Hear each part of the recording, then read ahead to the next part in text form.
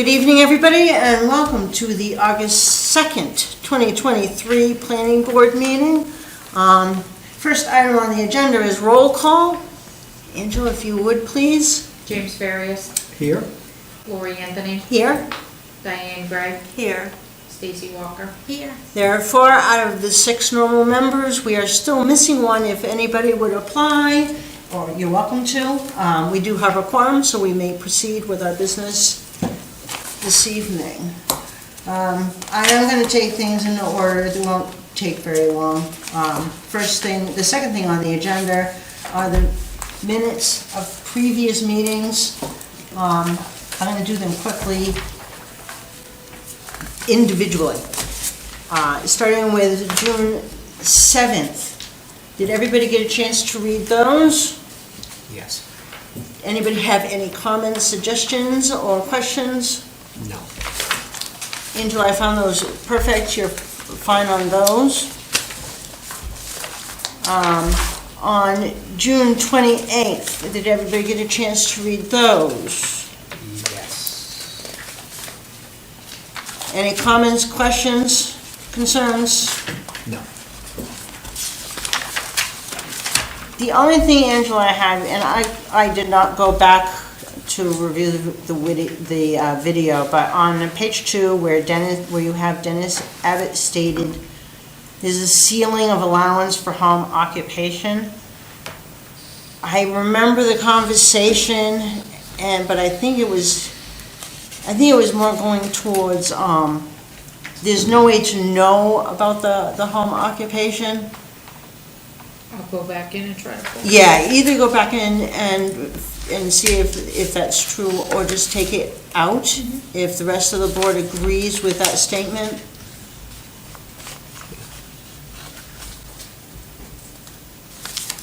Yeah, okay. And then you can, just go back and check and then submit them accordingly. And on the July 5th meeting, we did not have a meeting, so just documentation that there was no meeting to enter into the record, that's fine. We have no public hearings. We have no old business. We do have new business. First business, election of officer. Does anybody have any discussions? No. No discussion. Okay. All right. Is there any nominations for chair? I nominate Lori. I will accept. Thank you. Yeah, okay. Thank you very much. A second? I second that. All in favor? Thanks, Lori. Okay. Now this one's all right. For vice chair? We nominate Rebecca. And Rebecca knows about this. Does Rebecca know about this? We can call her. If you want to call her, I would prefer if she knew she was being nominated for the office. I think she expected it. Make it official. Yes. I'm not going to have anybody nominated and then get blindsided when they come in. There we go. Make sure she knows she's being recorded. Sorry, it took a little longer than I expected. Hello? Hi, you are on speakerphone in the midst of the meeting. Oh. So, you have been nominated by Diane Gray for the position of vice chair. Okay, Do you accept? sure. Okay. Yes. That's all we needed. Thank you, Rebecca. That's what we needed. Okay. Thank you. You're welcome. Bye. Bye. She's accepted. May I have a second? I second. Jim's going to second that. All in favor? 4-0, Angela. So we have election of officers done. The second new business is Waterboro Woodyard, and that is an 11-lot subdivision. This is sketch plan review. And Steve Blake of BH2M is here representing his client, but I have to have, what is that called? I don't know, are you recuse yourself? No, I'm not accusing myself. Oh. I just have to admit that Steve and I have worked with each other. Yeah. So, if the board feels that I can be unbiased, I'm willing to stay on. I'm sure Steve knows me well enough that. We're fine with that. I'm Okay. fine with It's that. been a long time, but I want to put it out there, for transparency's sake. So if everybody's fine with me sitting with a former coworker, that's fine with me too. With that, we can proceed, Steve, so if you'd like to stand up and present your project, that would be great. Sure.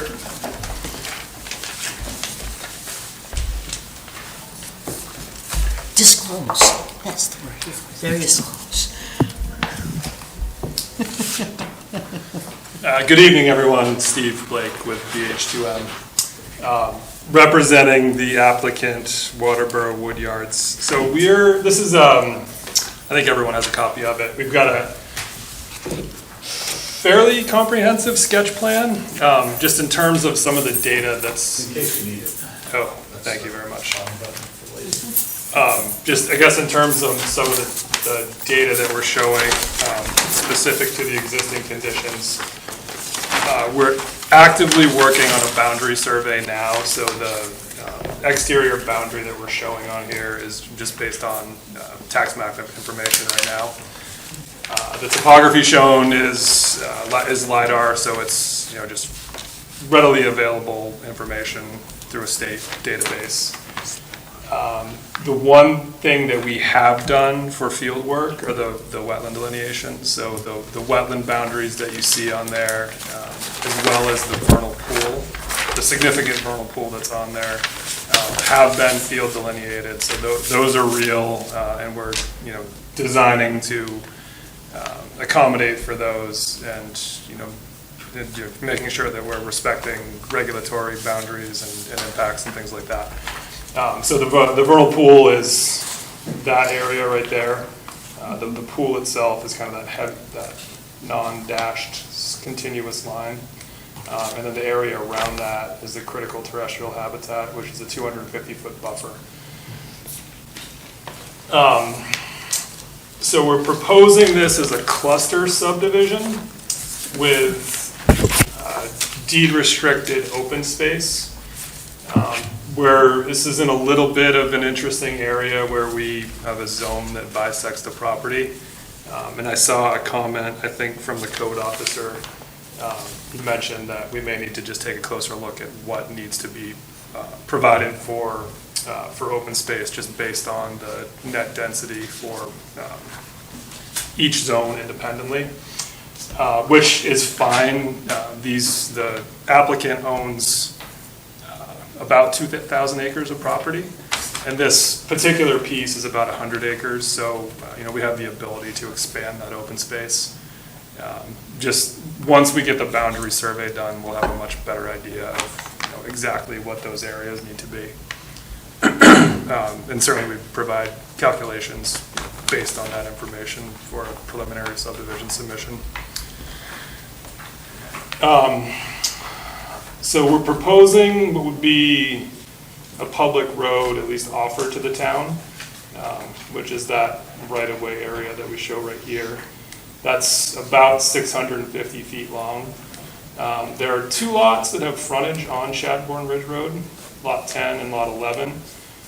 Lot 11 would, certainly we'd be asking for a driveway off of Shadbourne Ridge Road. And potentially Lot 10 as well, although as long as it works with the road guidelines, we may try to get that off of the proposed road.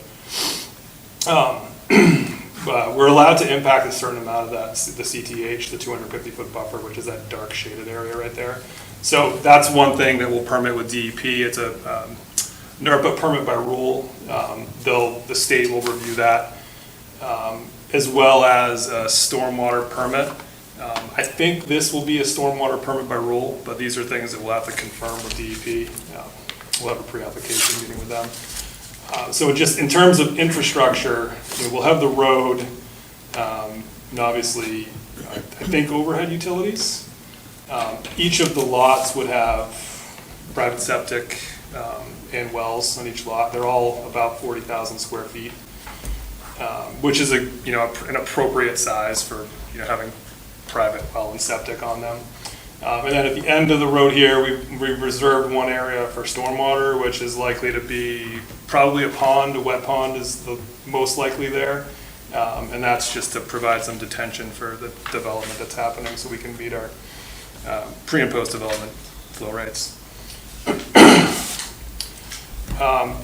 We've got, there's kind of a large wetland complex here that goes, kind of towards the back of the property.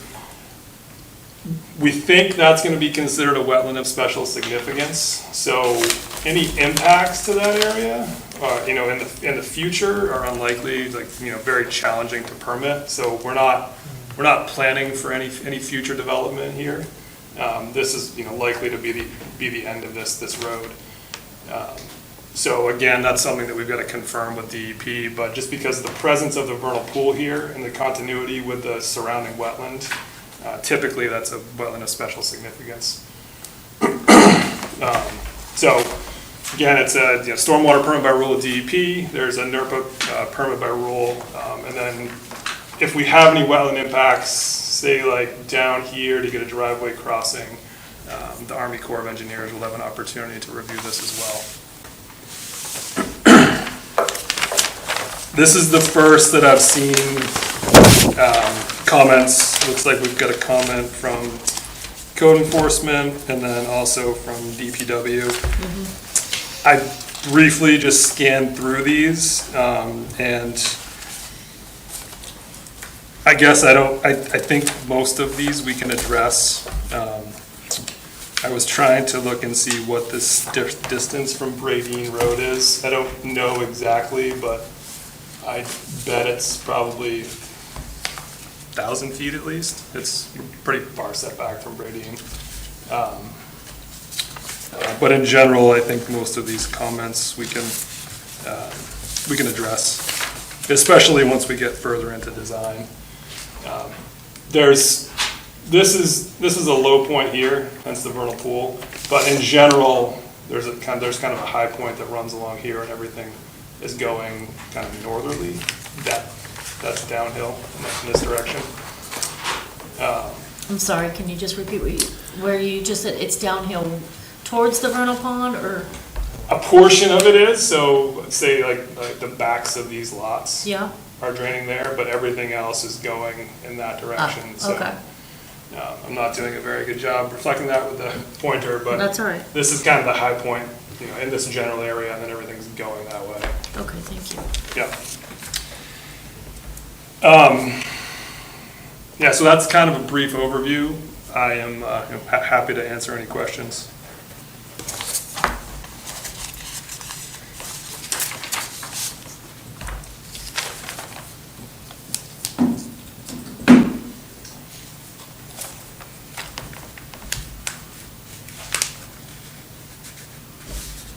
I have a question, Yeah.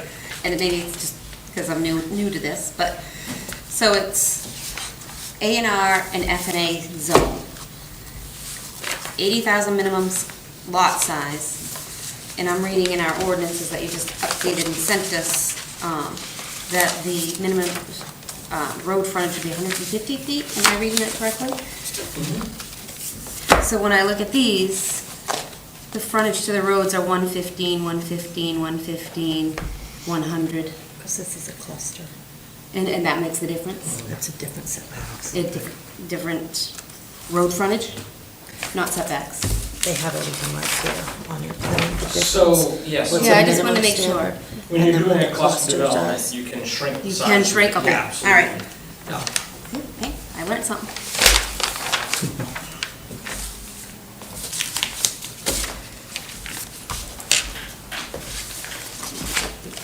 The question here that Jason has about Will this road connect to future parts of this subdivision?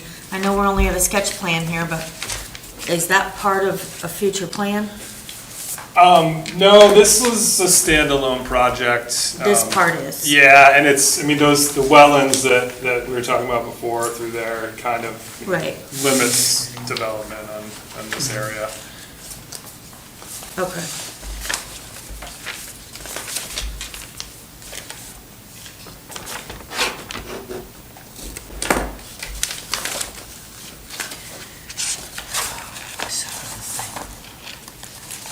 And then this area out here is all open space, so that is, once, if this project is approved, if we have an approved subdivision, that open space becomes restricted from development in the future. Right.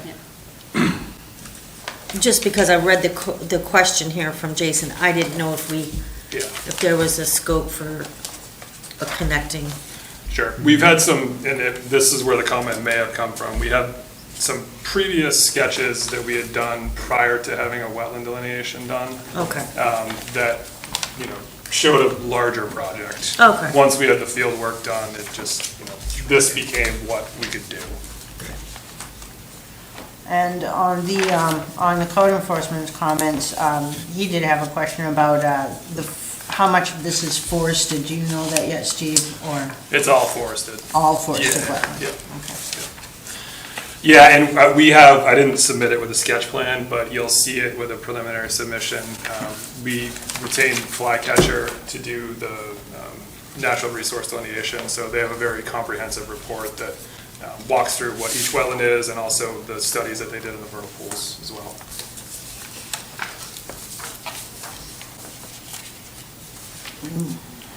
And the other thing, you know that our standards now for development are sprinklers for each house, correct? Yeah, I think I did know that, but I'll write that down. Is that really new? It's not that. It's Yeah. new probably since you've been here, yeah, Yeah, it might be. Yep. So, but we're getting away from the fire cisterns and those systems now, and we will require all homes to have a sprinkler system in them. Okay. The only other question I have, and I'm not sure, and I couldn't find it, I thought we really preferred a turnaround versus the Hammerhead. hammerhead.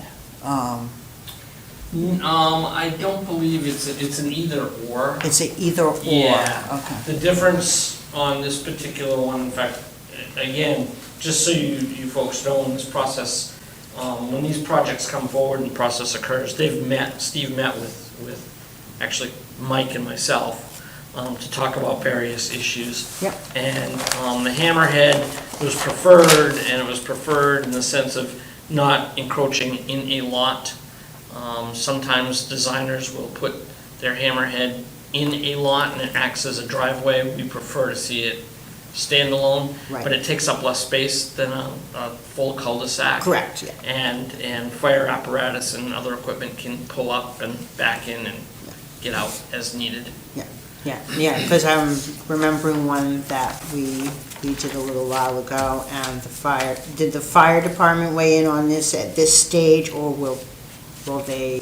They'll weigh in on it once we get the full application. Because I know they Right. asked for the other one to be extended, and this one looks real short. Right. So Right. I'm sure Steve will provide So we minimum don't, movements. so we don't call this a cul-de-sac if it doesn't have the round circle at the end? Correct. Correct. All right. It's a We call it a hammerhead. I had that as a question, but. There you go. There you go.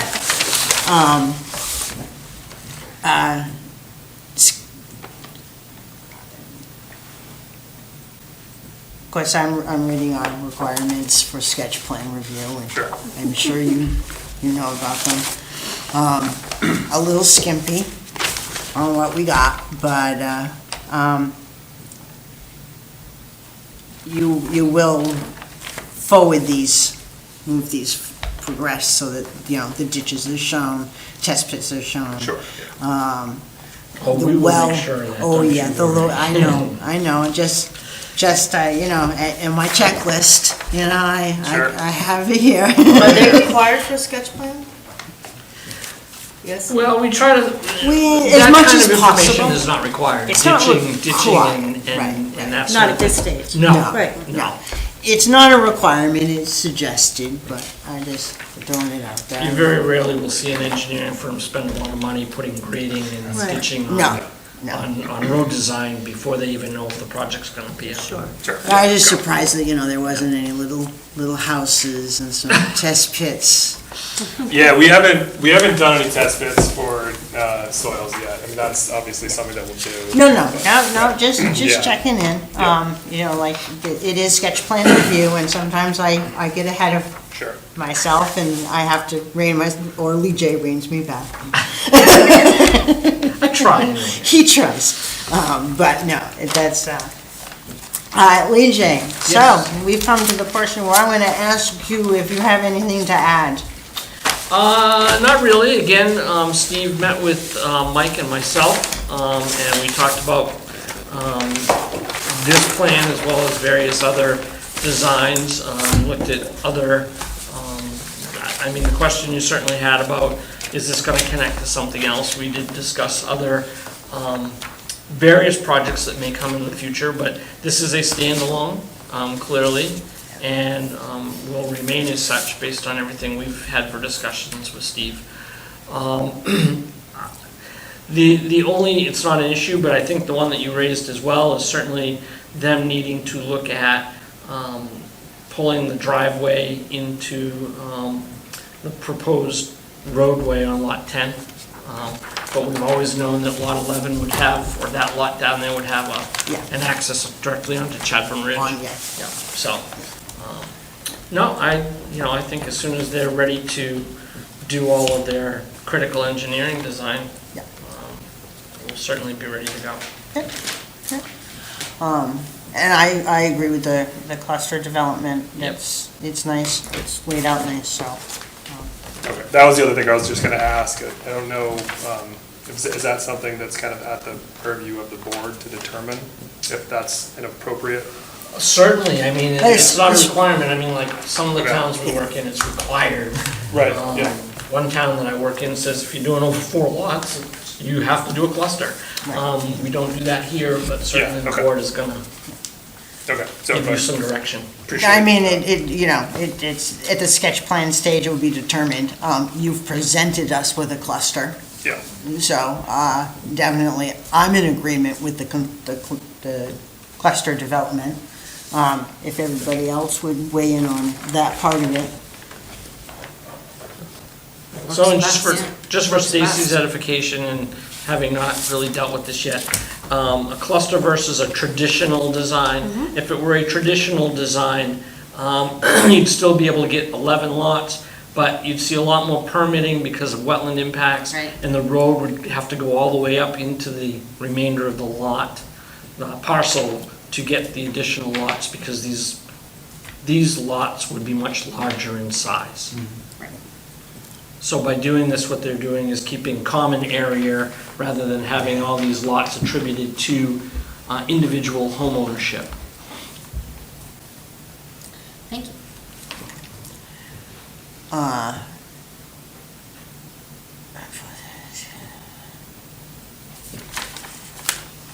And then the only thing we have to do is, the board will not accept preliminary plans until the pre-app sketch procedure has been completed. So, Right, basically, at sketch, the applicant doesn't, there's nothing for any clocks to start ticking, they're not Nope. bound by anything. You're gonna give them some direction as you are tonight, and then they'll go away and they'll come back with their design, finalized design, or close to it for preliminary. for preliminary sketch plan, for preliminary subdivision review. Correct. Correct. So we don't have to even, You don't have to approve Nope. anything or no, accept anything. all we have to do is just say that this procedure has been completed per our articles here, and, or do we do that just before preliminary? It's been so long. Well, of course, first off, just again, another side note for you, because we haven't seen one of these in a while. Right. You're gonna deal a lot with the Waterboro subdivision ordinance. Yes. And that's where you'll find the pre-application sketch, preliminary and final review. And basically, it just says, at sketch stage, it will be determined by the board whether the project will be developed as a conventional subdivision or a cluster. Right. And all cluster development designs are subject to the performance standards of Section 8 of the zoning ordinance. But at the time of pre-application inspection, the applicant shall submit the informal discussion sketch plan relative to the proposed subdivision. Sketch plan shall be drawn at a certain scale, showing, if there's any ledge outcroppings, wetlands, and that sort of thing. And after that, you just send him on his way. Try to keep it simple. Does anybody have any more comments or suggestions or questions for Steve? Can I ask? Certainly. So, you said eventually you'd like the town to take over the right-of-way. That would be the intent. That would be the Yeah, intent. yeah. So when you do the sketches and all this, you're going to develop that road to plan, Yep. so that it's not like a private way or a, Correct, so Okay. we have our street standards. Right. And you will need to design to that, and as part of, And that's- because they want it to be a public street, Mm-hmm. they will be providing the town with a surety bond of some sort, and we'll probably have a third-party inspector Okay. on the road during construction to make sure that it meets all of the town's standards and specs. okay. Yep. 'Cause I'm sure that's what Jason was getting at with some of these questions. Yes. I'm all set. You're all set? I'm all set. I'm all set. Diane and Jim, no further questions. It's looking good. If the board agrees, we can send you on your way to develop these further for your preliminary subdivision review. I'll be prepared for preliminary. You got it. You better be. Oh, Thank you very much, I appreciate everyone's time. Thank you, Thanks. Thank you. He knows.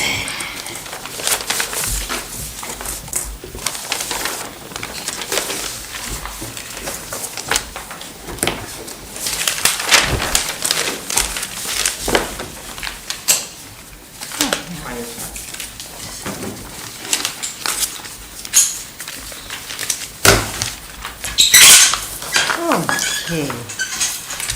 Next order of business, no business, is the findings of fact for 40 Sokokis Trail, Delphi Holdings.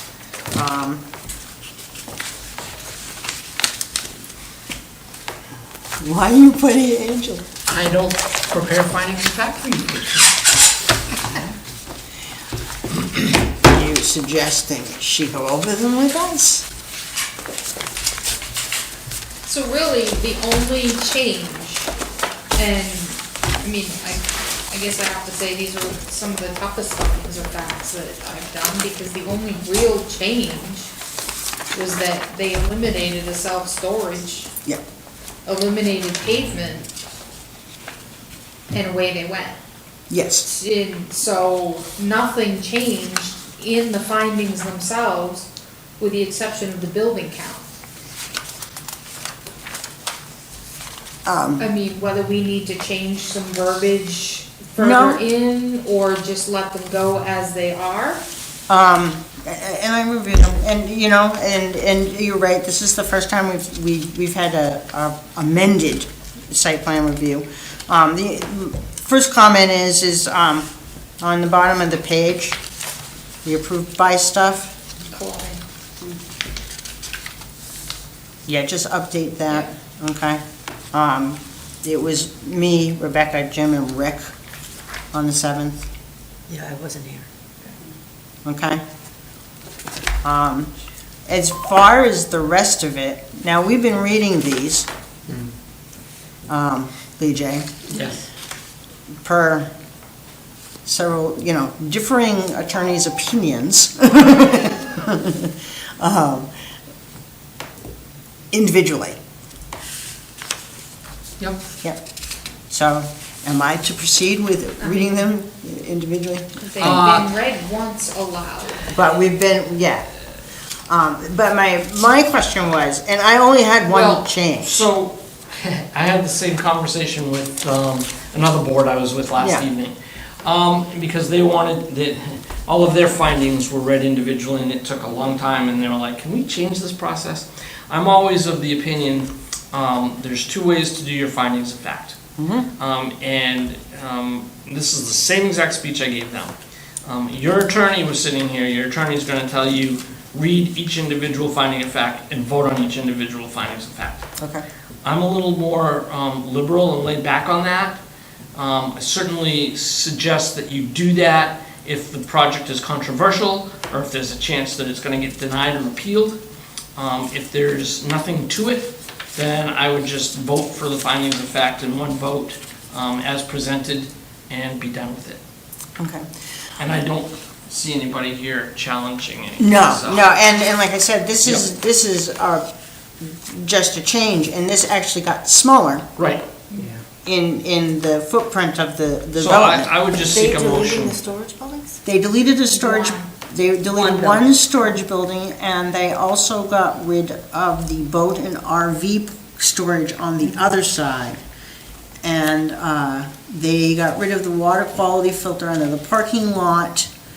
There was a big massive storm drain structure under there, and they added a pond where the RV was. Okay.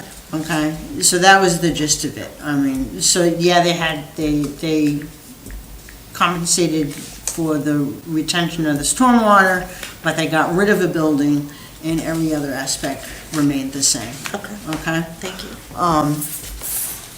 Basically, when I read through them, it looked like you took the old one and just updated it, which is fine. My only question would be, do we really need the notes, because they had already been addressed? And that was my question, I figured. I mean, left them everything- there.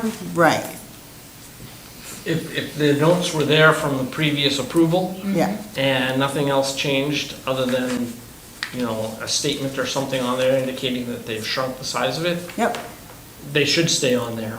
okay. Because So they- that was my question. Yep. Yep, so those can stay.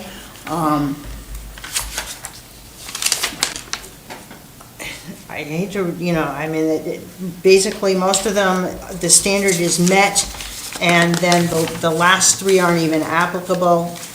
The only thing that I had for a change was on number 11. There's several ponds now, instead of the one, because they took out that massive storage unit under the parking lot. So, instead of a pond, it's just ponds. But the rest of it in whole, after Lee J's comment that those comments should stay, I find other than that change, I'm in agreement to everything. It just feels weird not reading them. Certainly can make your life easier. Yes, and in this case, I totally agree. Yeah. There's no reason to wait to Correct. do the 20 minutes to read each and every one, as long as everybody is in agreement and has reviewed them. So you wouldn't change the original note, that you just put a modification under it that it altered, so you could see the historical? No, I We'll changed already it. have the historical. That's already in the record. Yes. Okay. Yeah, and this one pertains to the amendment, so there was only one pond on the other one, now there's a couple, so just change that. Does anybody have any more comments, questions, or changes to the findings of facts? No, I do not. May I have a motion to accept the findings of facts with the one correction on number 11? And the front page. And and the front page, listing the members that were approved and approving it. Since I wasn't part of the original approval, am I allowed to vote on this? Yeah. I'll make a motion, we accept. Second, Second that motion? To accept? all in favor? 4-0, Angela. Thank you, Lee J, for your help with that. Oh, you're welcome.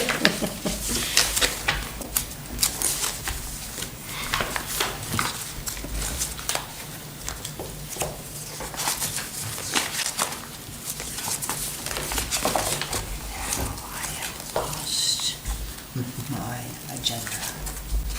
Yeah, thank you. All right, so new business is done, so we can move on to communication. There is something from Jason and Bart Simon. Did you wanna deal with Bartlett Pines? Yeah, that came in after the agenda, so we need to add your letter, Lori. If you can add a memo from Lee J, or Lee J had done up the verbiage for the town of Lyman. I put that on here. Okay. So may I have a motion to add the memo for discussion of the board to the agenda under new business? Jim, may I have a second? We're adding this to agenda so we may discuss I'd it. like to second it, but I don't have a copy of what you're doing. Okay, thank you.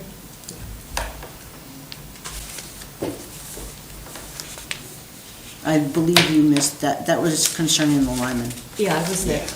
You didn't see me, I was in the back. Okay. So yes, you need a motion to accept To, this? yeah, so we can put it Well, on a the motion agenda. to put it on the agenda. Yes, motion to put it on the agenda so we can accept. All in favor? Yep. 4-0, Angela.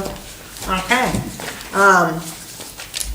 EJ, do you want to just give a brief discussion Sure. of what went on Sure, so, for the public? excuse me, as you know, the meeting that we had 2 weeks ago was a joint meeting with the town of Lyman because Bartlett Pines subdivision crosses over town boundaries and the state law requires joint meetings to be held.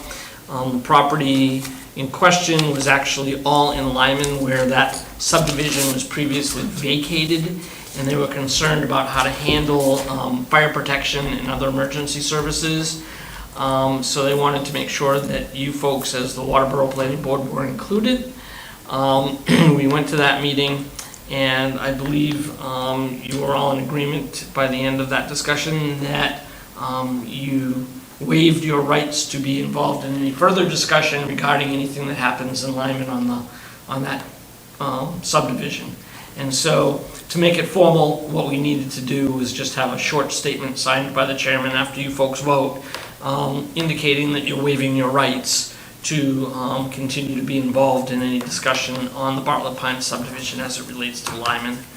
And then we have that, Angela forward that to Lyman so that they have it on the record. Basically, that was, it had been, that portion in Waterboro had been unsubdivided. Right. And then developed as family Correct. lots. Yes. And then, but it's all in Lyman. Yes. So, that's the reason why, we pretty much, we're gonna let them handle it and we'll relinquish our rights to Correct. that. Correct, because the cistern issue for fire protection was the big issue, but that was only for Lyman. As you recall, we did get the chief on the phone, and he stated that there were fire ponds within the vicinity that he felt comfortable being able to access for the Waterboro side of the property. And also that cistern was part of the part of the subdiv that was relinquished. anyways. Correct. Okay. Correct. Okay.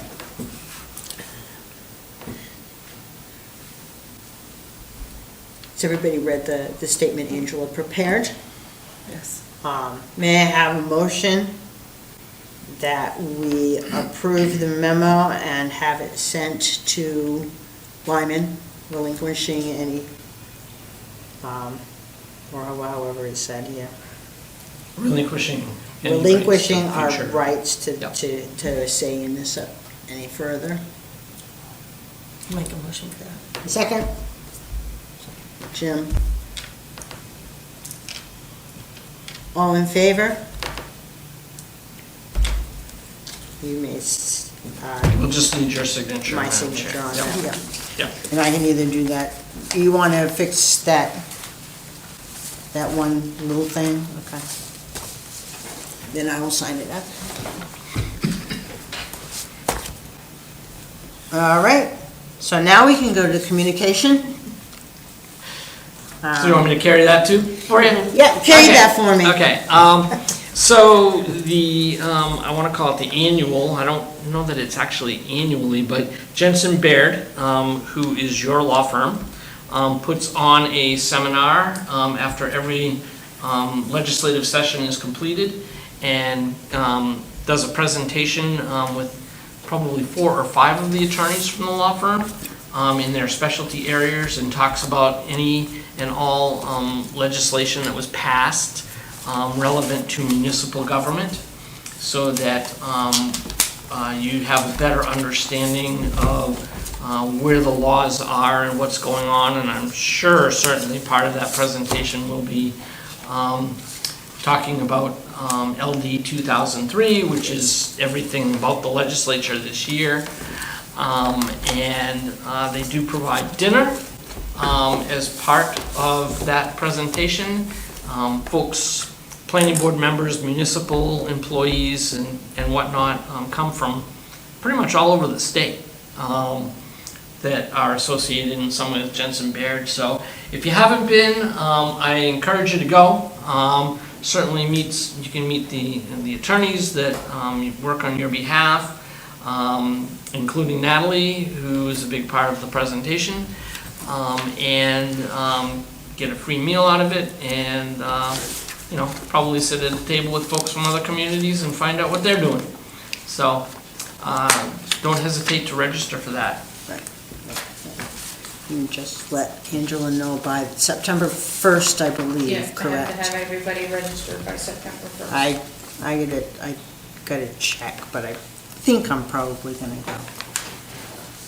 There was 3 items on there of interest, so. Okay. We have no miscellaneous items, so the last item on the agenda is adjournment. May I have a motion to adjourn? I got Jim. May I have a second? Second. I got Stacy, and all in favor? And you have 4-0, Angela.